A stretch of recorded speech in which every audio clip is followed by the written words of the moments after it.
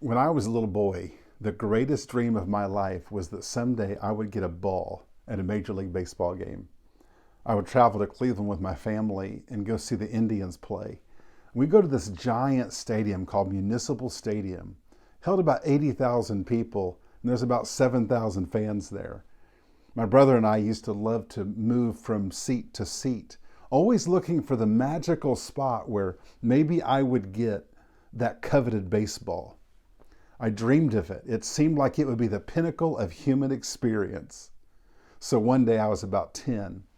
My brother and I went to the game with my Uncle Andy and my dad. We sat about 10 rows behind first base. We were pretty excited that this seemed like a pretty good spot for possibly that coveted ball.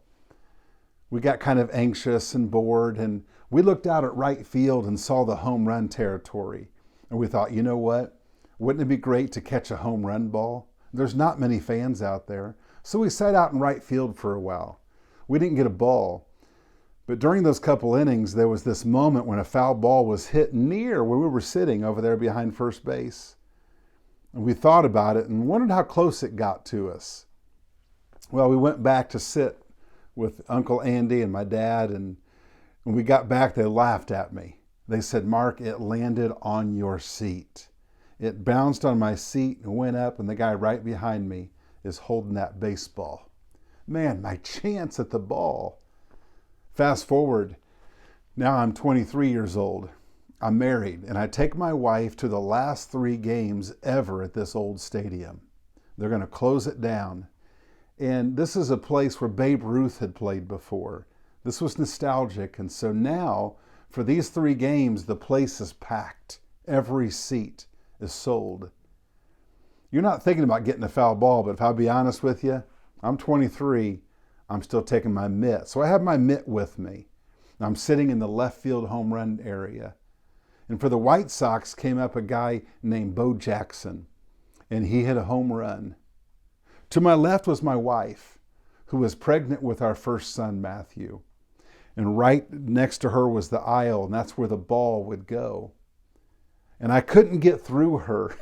I probably shouldn't barrel through her, but I had my glove, and the guy right behind her just reached down and caught it. And now he has the ball. Life can feel like we have to be at the perfect spot, at the perfect time, and get that perfect ball. Or else we are left with maybe life's greatest, unsettling, slow poison, which is unmet expectations. That my life is supposed to be this expectation of where we're supposed to arrive. And when it doesn't happen, the unmet expectations can be crushing. Now, fast forward, my son Matthew is now born. Now he's 3 years old, maybe almost 4. And I decide I'm going to take him to his first ball game. So I drive to Cleveland, and now it's a new stadium. And I'm excited as I'm holding him in my arms, and we're walking up to the gate. And batting practice is happening, and before we even get in, we're by the gate about to walk in. A security guard walks over. Because you see, during batting practice, someone hit a home run and the ball bounced up on the concourse. Security guard picked it up, and he walked over and he handed it to my son. And my first thought was, wait a second, like this isn't fair. Like my whole life was waiting for this ball to come to me, and it never came to me. And my son, I'm holding him. He walks up, we're not even in the gate, and it's being handed to him. He doesn't even know what's happening right now. In that story is a lesson about life. You see, I think unmet expectations are caused by unrealistic expectations. Maybe it's living our whole life thinking life is about being at the perfect spot, at the perfect time to get the perfect ball. But maybe life is much, much, much more like what happened that day. When I carried my son, I carried some other human. And the goal was that they experience something, and he got the ball.